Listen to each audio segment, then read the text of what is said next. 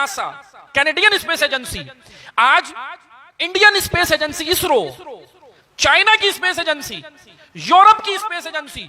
यहां से चांद पे जाती है, मार्स पे जाती है, दुनिया के बारे में बताती है कहकशानें इतनी है। दुनिया के बारे में आज आपको बता रहे हैं साइंटिस्ट, कहकशानें इतनी है, मिल्की वेज इतनी है, दूधिया रास्ते इतने हैं, सूरज ये है, चांद ये है, जमीन ये कर रही है, जमीन ऐसे घूम रही है, ये हो रहा है। आज आपको बता रही है दुनिया। ये तमाम के तमाम किसके स्टूडेंट हैं, किसके तालिब इल्म हैं? उस हस्ती का नाम जिसने मुफज्जल बिन उमर जोफी को बिठा के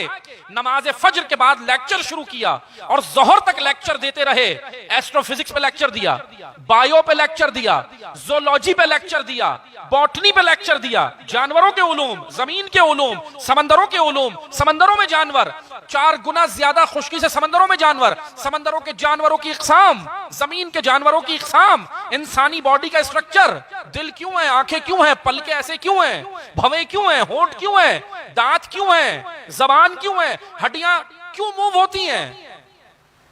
हड्डियां क्यों रखी हैं, एक एक चीज को समझाने वाला असल उस्ताद, जिसको आज माजरत के साथ हम सही से तारुफ नहीं करा सके, उस बशरियत के उस्ताद का नाम जाफर सादिक अलैहिस्सलाम।